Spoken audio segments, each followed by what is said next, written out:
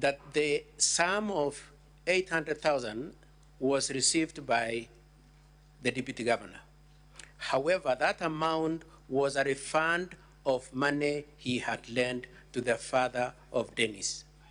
We will be calling the father of Dennis to come and confirm that indeed, number one, he received that money from the deputy governor in the period around October, November 2022, and on the 28th of May 2023, when he visited Mr. Monda asked him whether he could get back his refund as he was traveling, and the said father of Dennis, that is Joseph Misati, said, yes, I can refund you, I have the funds, and actually gave him the amount.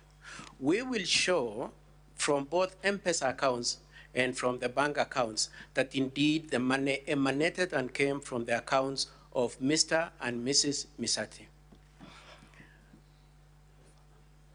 Part of our defense team will address you on this, but I just want your attention to be drawn to this first point immediately in our response to the first count, that you will be subjected to the spectacle where a father is saying, this money belongs to me. I was refunding someone, a friend of mine of 32 years, money I had borrowed about 8 or 9 months earlier. You will be subjected to a spectacle where you have to choose whether to believe the father or to believe the son. You will be subjected to a situation where you have to determine whether the money actually belongs to the son or it belongs to the father and the mother.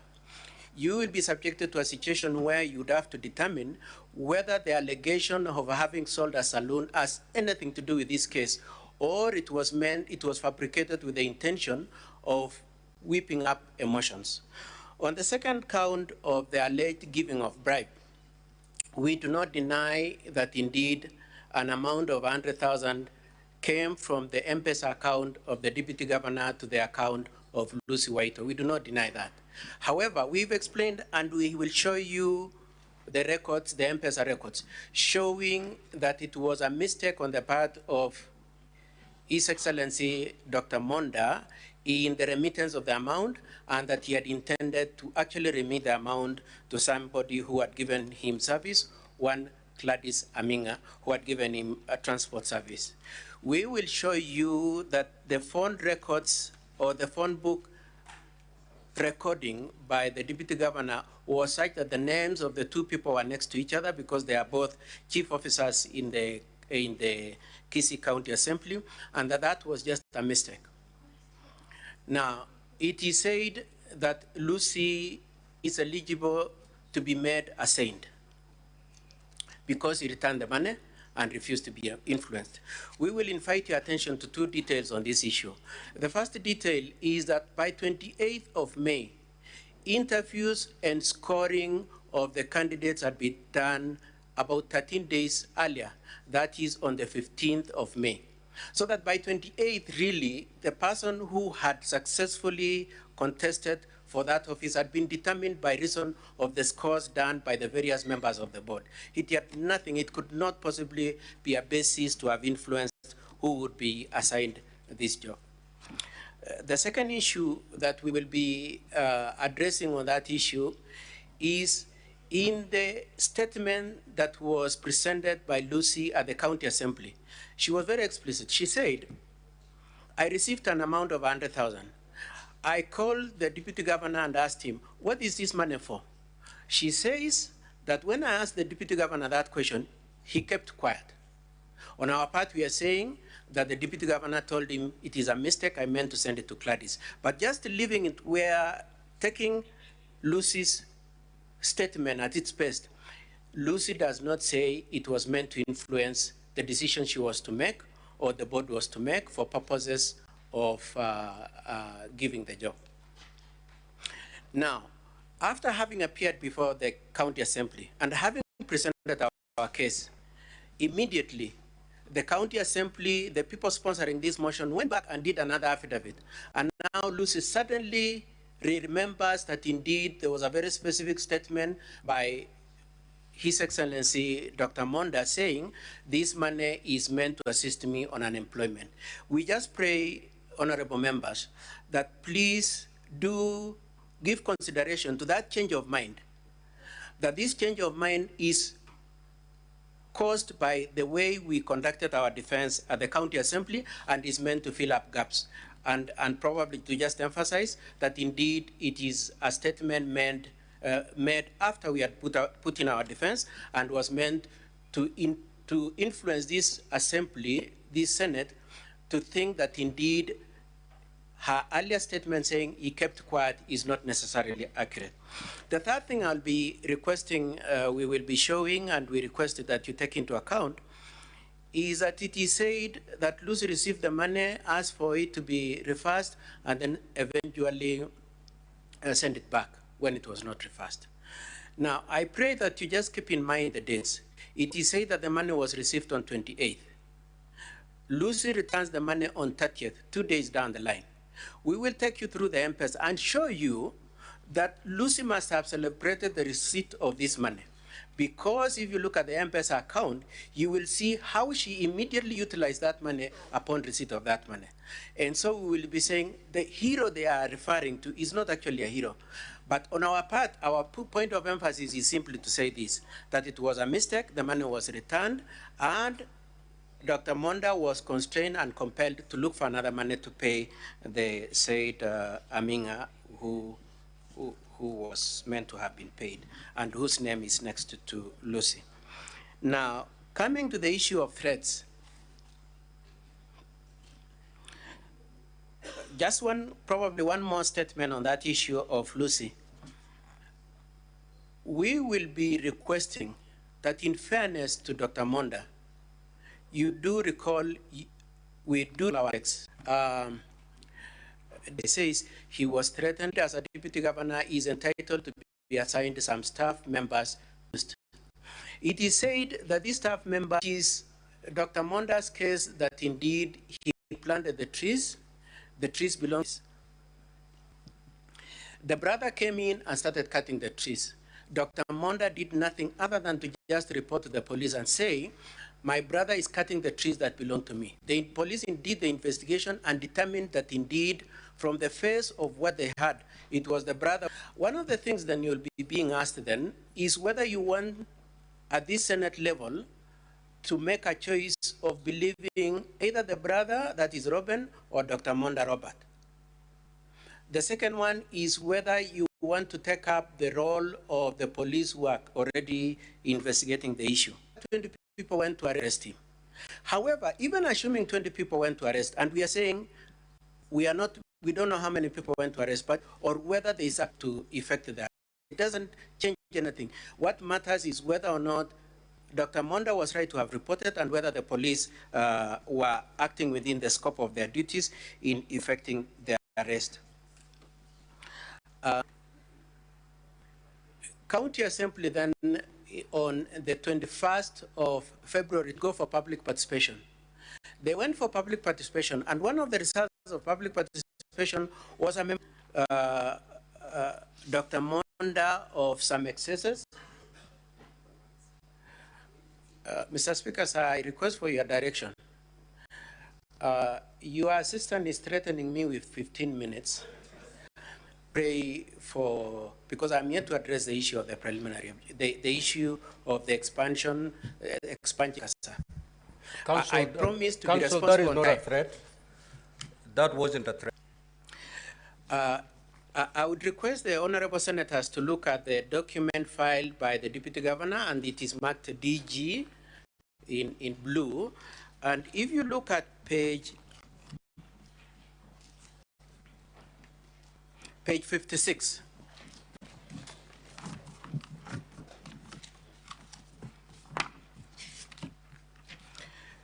Page 56 contains the only document we received from that public participation, being a memorandum written by one Benson Nyakaka Misario, saying that the deputy governor should be retired from his office for various reasons, which in general amount to abuse of office. That memorandum was part of the invite for public participation, because public participation said you can bring written representation or oral representation. And so the document 56, and to the clerk, as you can see at that same page 56. It is then copied and delivered to the governor. And in consequence, therefore, when the governor went to the county assembly, he defended himself on the 5 counts that I have just gone through, plus the issues of the abuse of office.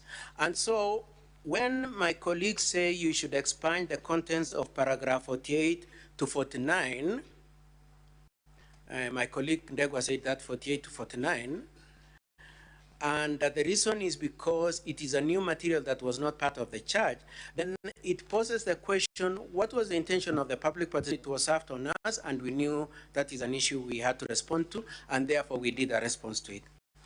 Mr. Speaker, and we have actually referenced is that this governor himself, the question of a budget that had been passed by the assembly having been manipulated and changed after the assembly had passed, the issue of the Kisii County budget not having to the governor, and we had to respond to them, the Senate.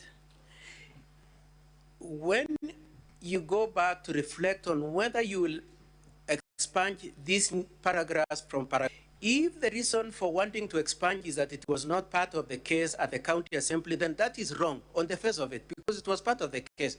They went for public participation, we were served with this document, and so we had to come and respond to it. However, if their argument is that it is not part of the 5 grounds that Honorable Siocha moved when he was seeking impeachment, before then he asked for public participation, then that's a different issue. But we pray that you please do not expand them merely because, or rather on the ground that it was not part of the case at the county. It doesn't belong to the judgment of the assembly. It's not the assembly who says, we went for public participation. We enjoy the parts where they say, remove the deputy governor because he disrespects the wife of the governor, because he has taken a bribe. We don't want this, we want this. It is not for them to choose what should eventually come to you. It is for you to determine whether or not they are relevant. And so I insist that you retain that paragraph 48 to the last and determine at the end of your whole process whether they are relevant or not. And nobody should take away your if I were in court, I would say your jurisdiction to determine the relevance of that and to apply it in the question of whether or not you agree with the motion for impeachment. Now, my colleague was very specific. He says that, for instance, at paragraph 61, there is reference to the wife and to the governor, and that those people are not here to defend themselves. And we are saying that's not the correct position. We are not here to discuss, we are not here to determine the status, the fate, and the situation of the governor and his wife. We are here merely to defend ourselves. We received a notice from Benson telling us for these grounds, the governor should additionally be impeached. And we just come here to say, no, you shouldn't impeach us for that reason, because these are our reasons. And if it were to be then the case that in our defense we are saying that it is not the deputy governor who is responsible for the changes in the budget, for non-use of the budget, and so on and so forth, if that is the case, that it is the governor, that's our defense. It is not intended to bring into issue the governor and his wife. It is only merely meant to persuade you that indeed that's not a ground upon which you should impeach the governor. We would therefore be asking you to determine the question of the place of the public participation in these proceedings, because that is actually a product of the public participation. And I would probably just want to mention one thing to you, that at page 41, in the public participation, if you look at page 41 of the, if you look at volume 1 of the Assembly's bundle, page 41, they have brought to you the product of the public participation, as they say.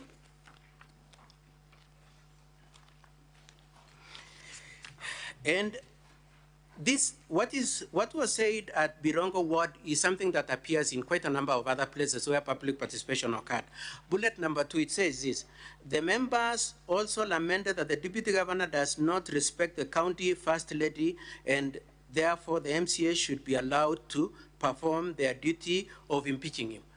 So that public participation that was initiated by county assembly in itself, in many places said, unless the deputy governor is prepared to go and kneel before the first lady, he should be impeached. And we are saying we are not under an obligation to have to kowtow to the wife of the governor. Now, I would like also to invite you to page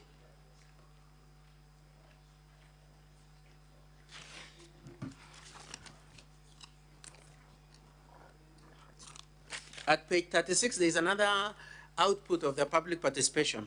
This is, sorry? Yeah, sorry, my apologies. Volume 1, the governor's, the Assembly's bundle, volume 1, page 36.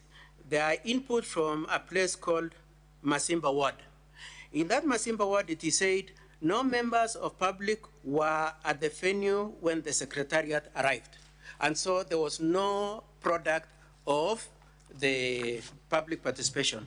However, and this will be our case, that there has been a continuous generation, fabrication of documents and material to incriminate the deputy governor. If you look at the letter from there's a letter dated 8th of March. I'm afraid probably the honorable members might not have this, but this is a letter dated 8th of March written to Honorable Robert Onsare Monda, telling him, come and defend yourself. It is written by one of your staff members, one Tekaya Ogoso. And he says, some of the people who you will need to come and respond to at page 3 is a gentleman by the name Muse Shamba from Masimba Ward. So you have public participation report from the county saying nothing happened here. But you suddenly have somebody who has been set up to come and say, this is what Masimba Ward is saying. And we are saying this is part of the long and false fabrication of material to incriminate the deputy governor. For those reasons, Honorable Senate and Mr. Speaker, sir, we pray that you do not expunge that paragraph 48 to the end, and that probably at this point I should just move on to the preliminary objection and then call it a day. Now, Mr. Speaker, sir, unlike my colleagues, Mr. Speaker, sir, I pray for just a few more minutes. Could I request for about 20 minutes, please? Kindly. No, I'll give you a further 15 minutes. 15. Thank you, Mr. Speaker, sir. Did you say 50? Now, Mr. Speaker, sir, unlike my colleagues, you will see at page, okay, the Deputy Governor's bundle, we have at page C, this ABCD, the first part of it, we have come out very clearly and said we will be raising a preliminary objection. And I would like to prosecute that preliminary objection and collaterally respond to the preliminary issue raised by my colleagues. In that preliminary objections, Mr. Speaker, sir, I have made reference to your I've made reference to the third schedule being your rules of procedure on impeachment, and those rules state to the effect that I have particular reference to Rule 14, Rule 20, and Rule 30. Rule 14 says any preliminary question or issue raised by the county assembly or by the governor shall be argued, and so on. And then at Rule 20, which is where I really want to place a lot of investment on,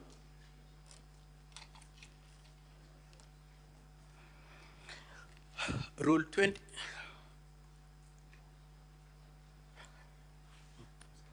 Rule 20 states, in presenting its evidence, the assembly shall not introduce any new evidence that was not part of the allegations against the governor by the county assembly as forwarded by the speaker of the county assembly to the speaker of the Senate. Now, honorable members, that section creates three thresholds. The first one, is that it targets the county assembly. It doesn't target the subject of the impeachment. It doesn't say governor or deputy governor cannot introduce new evidence. It says the assembly shall not introduce new evidence. I pray, Mr. Speaker, sir, that the evidence, the new evidence introduced to this assembly by the county after the close of the proceedings of the 29 be expunged from the record, and we limit our case to what was presented to the assembly. So the first issue is that it is a prohibition on the assembly. Number two is that it prohibits new evidence. Number three, it's that it prohibits new allegations. And number four is that the limit is what were the conversation between the Speaker of the County Assembly and the Senate Speaker. Now,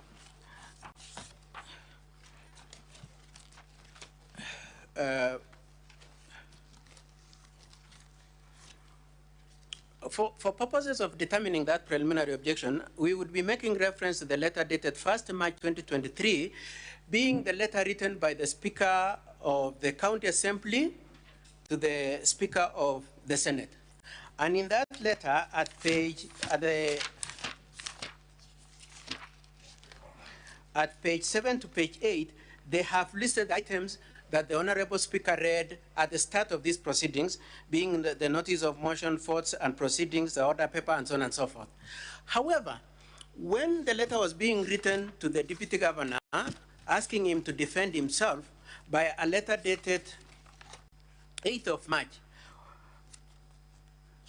the contents of what the Speaker of Kisii County Assembly had forwarded to the Senate was changed completely. We have a new case completely. In the new document page, it has 3 pages. They have introduced the other one has about 20 documents. Even document number 20 is excluded. This new one has 24 documents. And if we are being faithful to the wording of that Rule 20, that there should be no new allegations, there should be no new evidence, and it should be limited to what the speakers communicated between themselves. Then this letter written by your staff member, Directorate of Legal Services, is a scenario where your staff is now changing the case that the Speaker of the Senate is aware of to another case altogether different.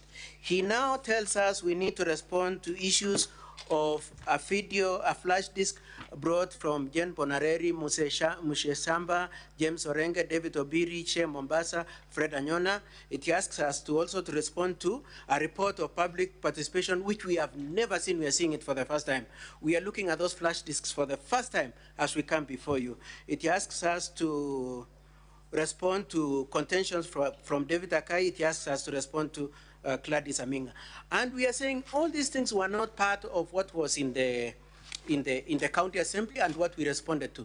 And so, Mr. Speaker, sir, members of the assembly, we will be praying that you make a determination of the very substantive issues to this effect. Number one, whether a case that was determined at the county assembly can mutate so that by the time it is reaching here, it is a different case from what was at the county assembly, or you receive it as an escalation and limited to what was done at the county assembly. And whether you have original jurisdiction then to entertain a question of impeachment. Because in the flash, it is alleged that the deputy governor received some money, 20,000 from this person, 5,000 from this person, and that's not a case we have had an opportunity to respond to. The gentleman by the name Akai, who against whom the summons are being asked, is being asked to produce the summons, says, I was told by the ward administrator that this happens. Hearsay, first of all. But the second thing is, it is not an issue that we had an opportunity to respond to. And for those reasons, then, we pray that the new evidence introduced be expunged, and we have particular reference to the contents of paragraph 14, paragraph 22, paragraph 23, paragraph 24, and paragraph 25 of the letter from your Directorate of Legal Affairs, which changes the case from what the Speaker said. Now, in that same letter, the Directorate of Legal Affairs also says that please also find a letter from Mr. Ndegwa which now brings new case. And we are saying, what is the wording of that Rule 20? It says what the speaker communicated to the other one. When did Ndegwa become... Counsel, that letter you're referring to. Yes, ma'am. Yes, sir. Oh, sorry. Actually, that one I can show contained in a volume. Yes, may I show you who? Kindly direct the honorable senators to the volume and to the page.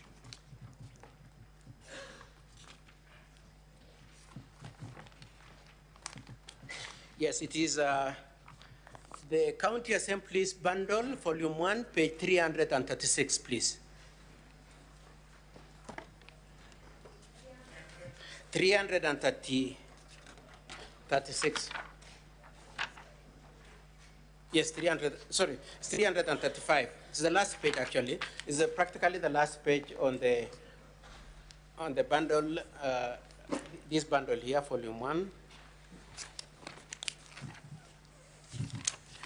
And honorable members, even as you look at that letter, please allow me, I know you might not have this letter which was written to Dr. Monda telling him to come and defend himself, but allow me to just read the first paragraph. It says this: the Speaker of the Senate on 2nd of March 2024 received communication dated 1st March 2024, together with a bundle of documents, stock records, from the Speaker of the County Assembly of Kisii for removal from office of the Deputy Governor of Kisii, Dr. Monda, for impeachment. And then it is listed.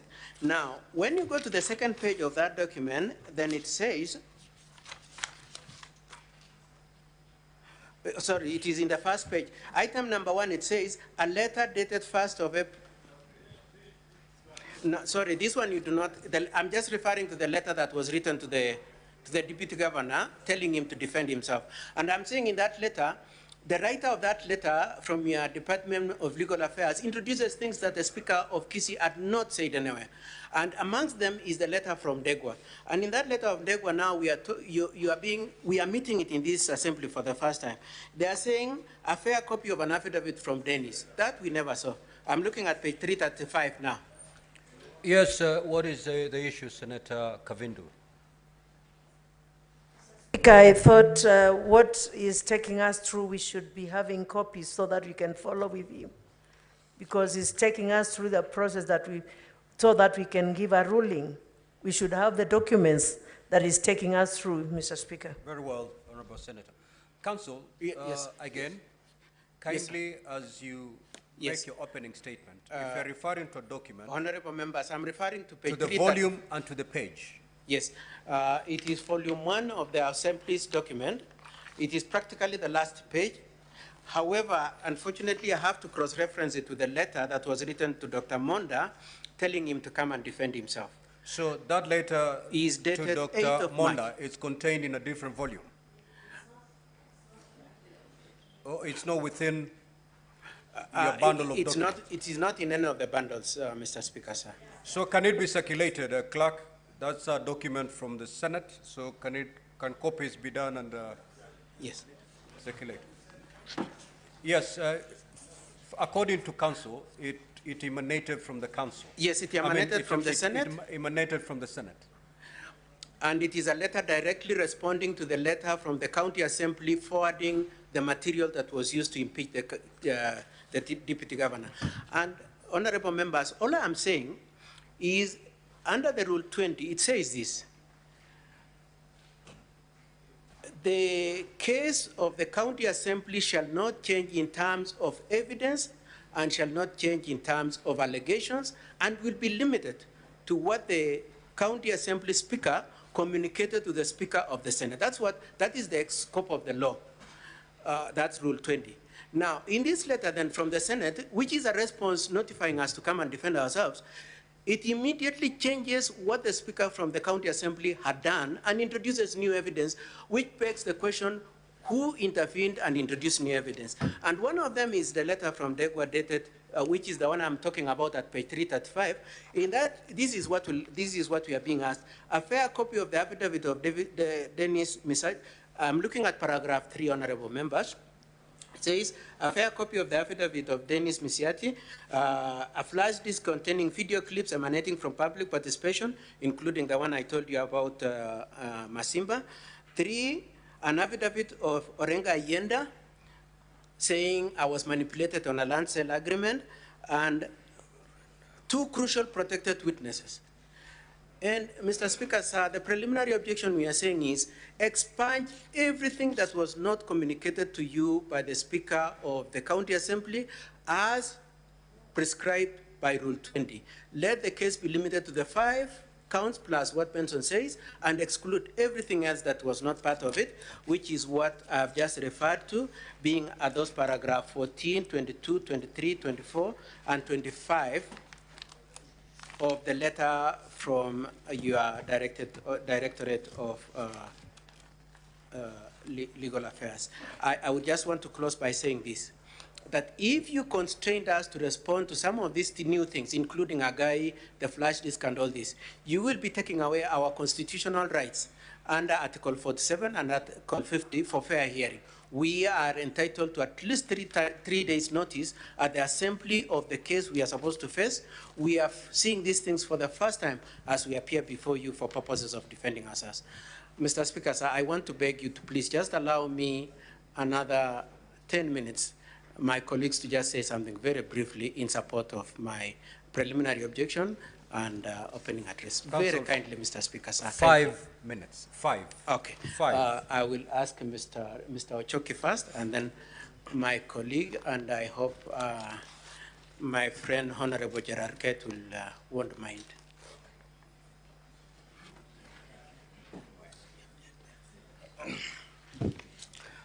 Honorable Speaker and members, honorable members of the Senate, for record, my name is Wilkins Ochoki, part of the team representing the Deputy Governor Kisii.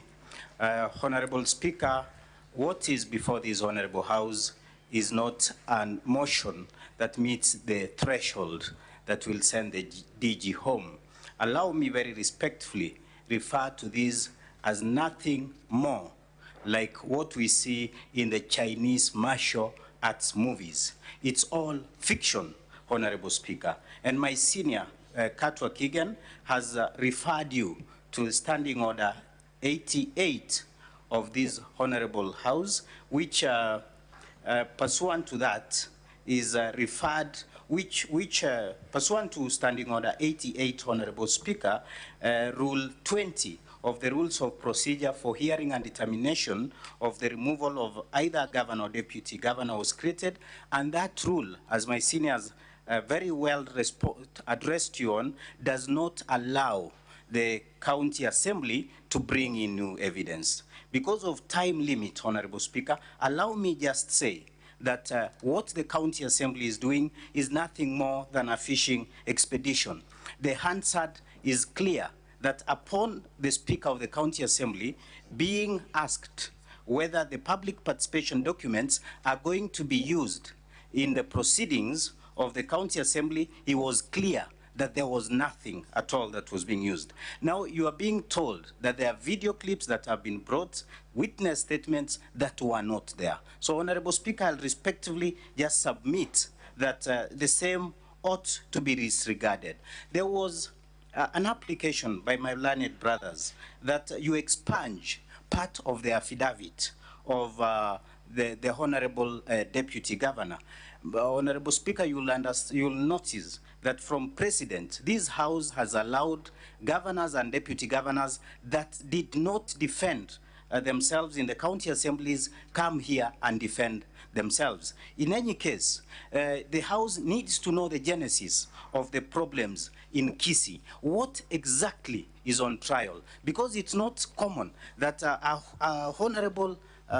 honorable members of the County Assembly can wake one morning and determine that a deputy governor that was elected should just go home. So what we want to bring out, Honorable Speaker, is the genesis of the problem. And very briefly, Honorable Speaker, allow me just address preliminary point 2, because my senior, Mr. Kigen, has addressed one within a minute.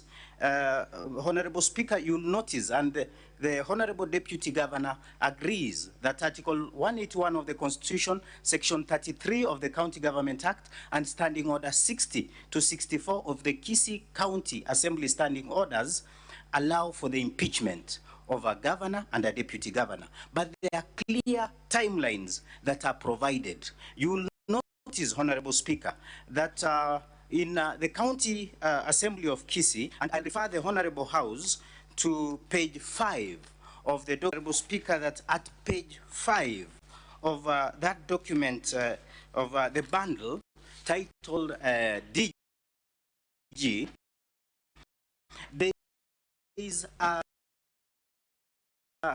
document titled Notice of Motion that is dated the 13th of February 2024. That document was the motion that was brought to the House by the Honorable Wycliffe Siocha. Somehow it mutated, and by the time it was being brought again to the House on 21st of February, we now had another document which starts at page 6 of that document titled DG. So that you'll get, Honorable Speaker, that the Deputy Governor was defending himself on two documents dated two different dates, and even then, based on the document in page 5 of the document that was received in the County Assembly on 13th of February, Honorable Speaker, the Standing Order 60 to 64 provides that that motion ought to have been heard within 10 days, whereas we do not want to bring up substantial or procedural issues in this House, but you will consider and look at the timelines within which the County Assembly sat, and you will notice that they sat or determined that motion beyond the 10 days that is provided for in the Senate. And as we will explain, and you will notice that this is beyond the character of the DG. This is all politics. It's all about the hard questions, the tough questions that the DG is asking, that we promise to deliver to the people of Kisii County. We are not delivering. And upon asking those very simple questions, he is now being brought to you, and you are being told, send him home. Thank you very much, Honorable Speaker. Allow us very, very kindly, because I believe I didn't take a lot of time, just bring Honorable Osoro, who's our colleague, to take 2 minutes only, just to finish up and give a final brief on our opening remarks, kindly. Senator Chirange, what is your intervention? Mr. Speaker, so that we dispense of this matter, and also for posterity, because traditions and precedent are important, I raise under Article 75 on the conduct of state officers, Mr. Speaker, and I beg to read, and I shall be very quick. A state officer shall behave, whether in public, an official in private life, or in association with other persons, in a manner that avoids any conflict between personal interests and public or official duties, compromising any public or official interest in favor of a personal interest. So, Speaker, I invite you also to look at our standing orders, just in quick succession, of Standing Order number 252 on attendance before the National Assembly and reverse.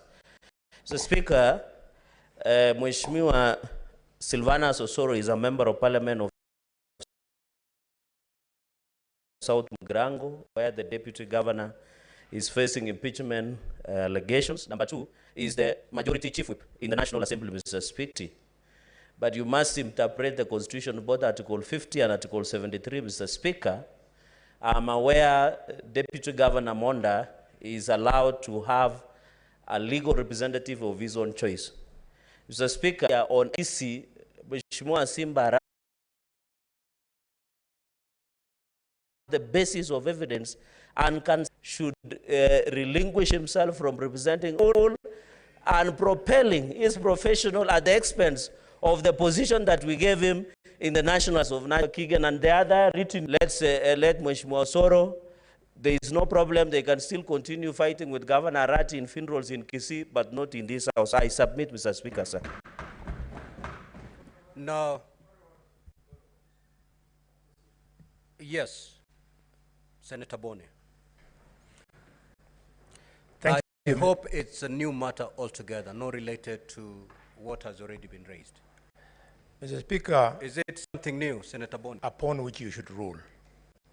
Mr. Speaker, I'm inviting you again to consider ruling on a fifth thing. namely that whereas this is the Senate, but in this chamber this morning, and for the next 2 days, Mr. Speaker, we have converted ourselves into a trial chamber. And therefore, Mr. Speaker, any member of parliament seated in this chamber is seated here as a judge to what's going on. Mr. Speaker, the invitation I'm asking you to make is that if you allow the Honorable Soro of Parliament is supposed to do in a trial chamber, is it not, Mr. Speaker, there and becomes an advocate in the same court, Mr. Speaker? And Mr. Speaker, because we are now going to be setting and hard, because we have some very eminent lawyers in the National Assembly and this Parliament who will then start abusing this to the extent that it will be the disadvantage to the impeachment.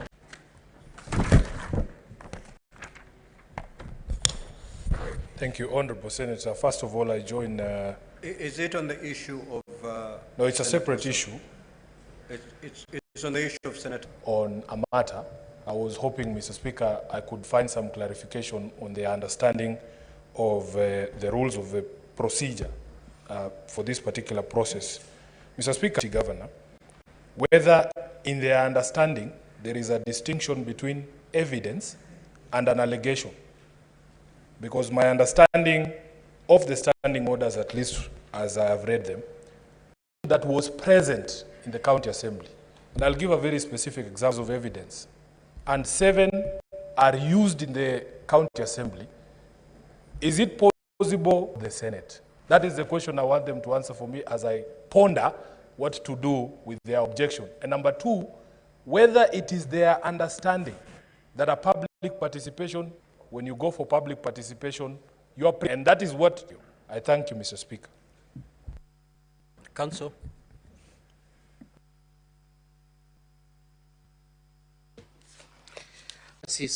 Now, on oppose an already existing count, evidence that was not part of the allegations. So that if there is an allegation already in place, and evidence was already adduced to support that allegation, you cannot bring new evidence in addition to what was canvassed at the assembly. That's my understanding. I can see you disagree with me, Honorable Sifuna, but that is my understanding of it, that it is cast in stone what was done at the assembly to the extent of the material in support of those counts is what should be brought here. Because then the public participation. Public participation in itself is a wild animal. You wouldn't know what will come from public participation. But it is my position that if in the public participation somebody were to say that indeed I have been a victim of corruption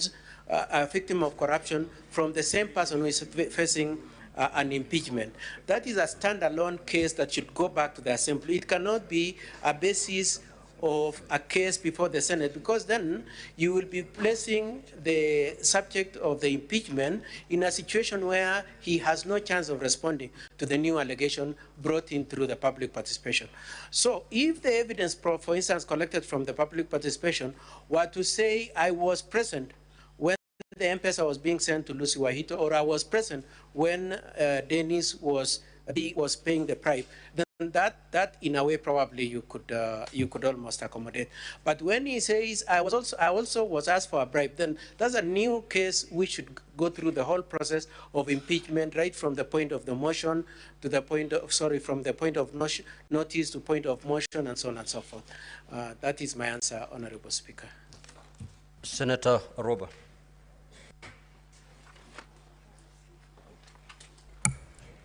Thank you, Mr. Speaker.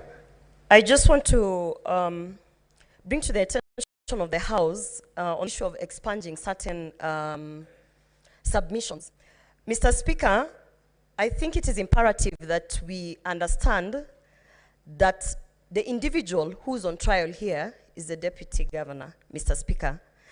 And when I look at some of the submissions and where we are being pulled towards in terms of for instance, the reference on page 56, where we are told that we have to listen to certain issues that have been submitted with regards to the governor's wife, Mr. Speaker. As you have seen, and we have all seen previously, we have really tried as a Senate to stay away from charges, Mr. Speaker. The charges that are before us are 4. They are of gross violation, abuse of office, gross misconduct, and crimes under the national law. None of these charges, Mr. Speaker, are directing us to the wife of the governor. Mr. Speaker, so as you make that ruling, I implore you, Mr. Speaker, that you understand that this issue of the own issues to this House, Mr. Speaker. So I want to point out to both parties that, first of all, the governor's wife is not going to appear before us. So therefore, we should, it is not forming part of this impeachment. And so therefore, Mr. Speaker, if you can guide that we do not reduce the House into a House that is going to discuss matters of patriarchy or feminism, or the issue of the first office or not the first office. The person who is here is the deputy governor, and we should limit our discussions on whether this particular impeachment has weight to impeach a deputy governor, and leave away the issues of trying to bring about the spouse of the governor or any other person in this impeachment. Thank you, Mr. Speaker. Senator Ledama. Thank you, Mr. Speaker. Mr. Speaker, I want to bring to your attention Rule 30. You have less than 2 minutes. Okay. And, Rule 23. Okay. Rule 20. Okay. Thank you, Mr. Speaker. Mr. Speaker, I was trying to make sense of what the two parties, the Assembly and also the Deputy Governor, were trying to allege in terms of the introductions of new evidence. Mr. Speaker, Rule 30 of our impeachment rules states as follows: that when a particular question or matter, including but not limited to questions of evidence, materiality, relevant competence, or admissibility of evidence, and any question consequential or incident thereon, no provision has been made in the standing order or in these rules, the Speaker of the Senate shall rule on the questions on matters, and the ruling of the Speaker shall be final. Mr. Speaker, the reason why I stood up is because of the parity of the evidence. In this case, I've had both parties alleging that there is introduction of new evidence. I'd like to request that you apply Rule 30 so that during our closed session, you can determine that matter, and then we can be able to progress. Thank you, Mr. Speaker. Now, to make progress, I'd wish to hear from the Deputy Governor's team a response to the question by the Senator for Nandi. And also, I'd wish to hear a response from the County Assembly on the preliminary objection by the Senator for Nandi. Proceed. Proceed. I'll come to you. Okay. Honorable Senators, I'm informed that the Senator for Kisii cannot hear me because you're making noise. Kindly be silent. Proceed. Mr. Speaker, sir, my understanding is that you're inviting me to respond to Honorable Ladema's point in reference to Rule 30. Oh, okay. For Nandi, who raised the preliminary objection opposing the appearance of Honorable Osoro. Mr. Speaker, sir, I'll be as brief as this. Our position is that this Honorable Senate and the National Assembly are different functions. Number two, the impeachment jurisdiction that you're exercising today is not a function that is exercised at National Assembly. And for that reason, there is no conflict in Honorable Osoro appearing here, considering that there would be no occasion and no situation where we would have to influence or contribute to the question of whether the impeachment can proceed or not. I would also want to identify myself with the submissions by Honorable Kalwale and say, up to the last minute, we were together in the sense that if you are sitting already as judges, then we know that your members have appeared before court and conducted proceedings there. And insofar as, therefore, you're sitting as a court, then Honorable Osoro, for as long as he's not a member of this Senate, can participate the same way your other members have been able to make contribution in the court precincts. I pray that you allow Dr. Monda to enjoy the services of an advocate of his choice. Thank you, Mr. Speaker, sir.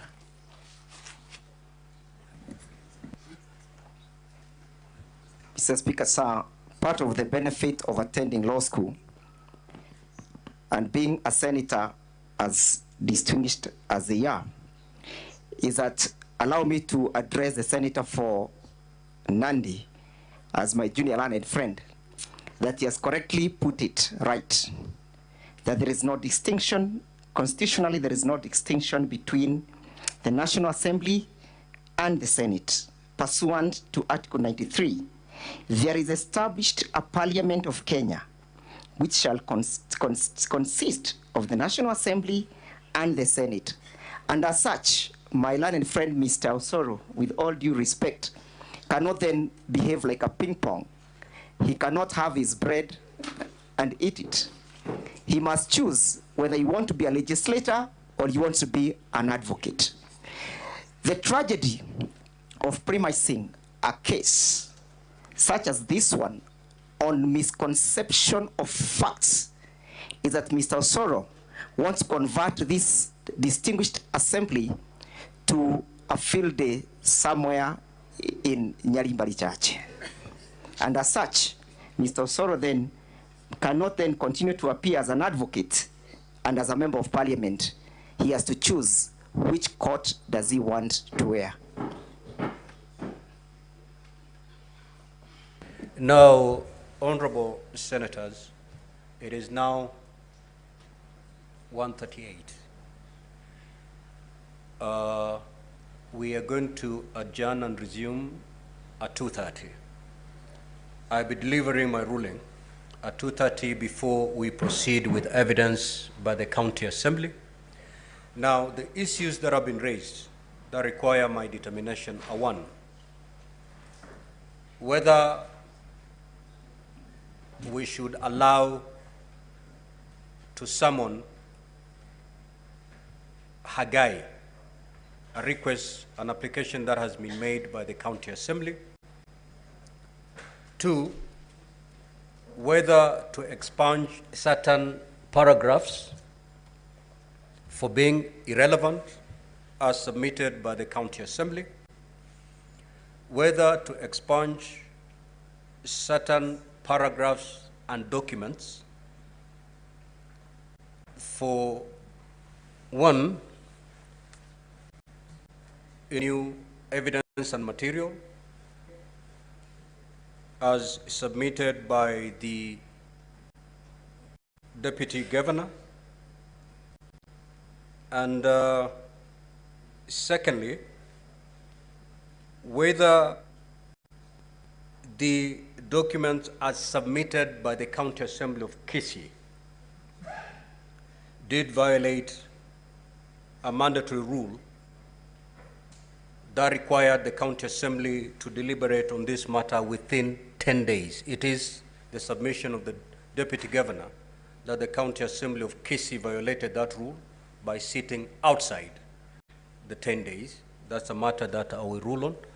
And lastly, whether Honorable Osoro can appear for and on behalf of the Deputy Governor.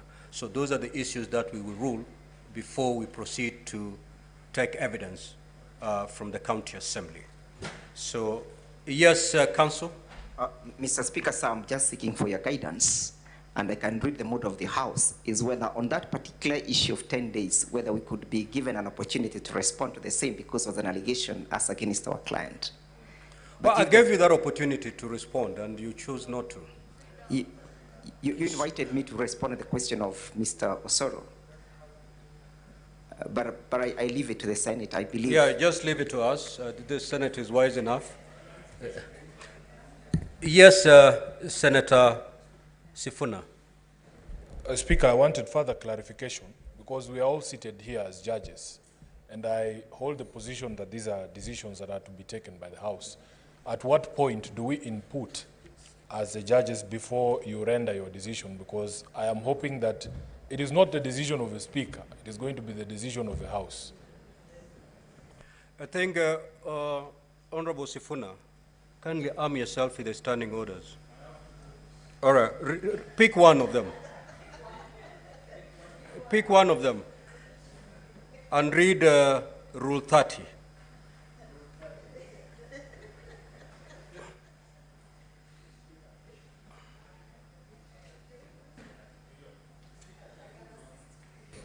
Mr. Speaker, I'm very well versed with Rule 30. Just read Rule 30. Please. I am well versed with the rule. I just want to say... I am not versed. Read it for me, please. But you cannot direct me to read. I am saying... Honorable Sifuna, read Rule 30. I am well versed with the rule. Let me say what I want to say, Mr. Speaker. Yeah, let her read. Let's see how well she knows. I don't think there is any rule that requires that I can be directed to read. Honorable Sifuna, take your seat. Thank you. If you have a problem reading English, I will proceed to read it for you.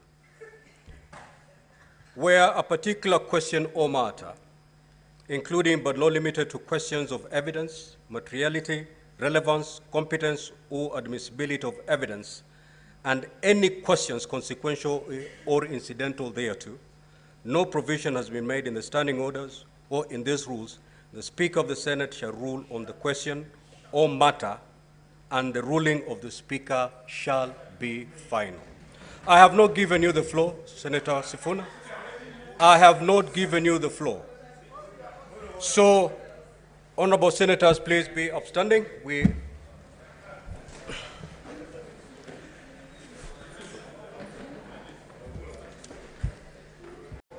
Honorable senators, the Senate is adjourned until today, Wednesday, 13th of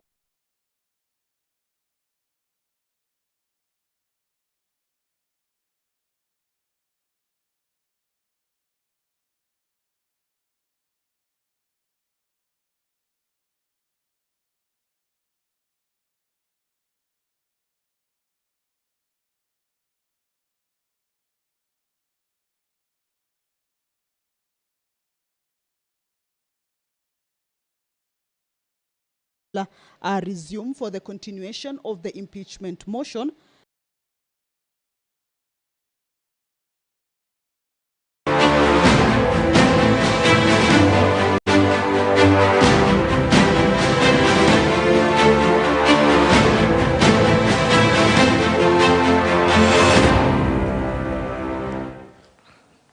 Welcome back. Now, the much anticipated 2024 national and provincial elections will be held on the 29th of May. And of course, the country gathering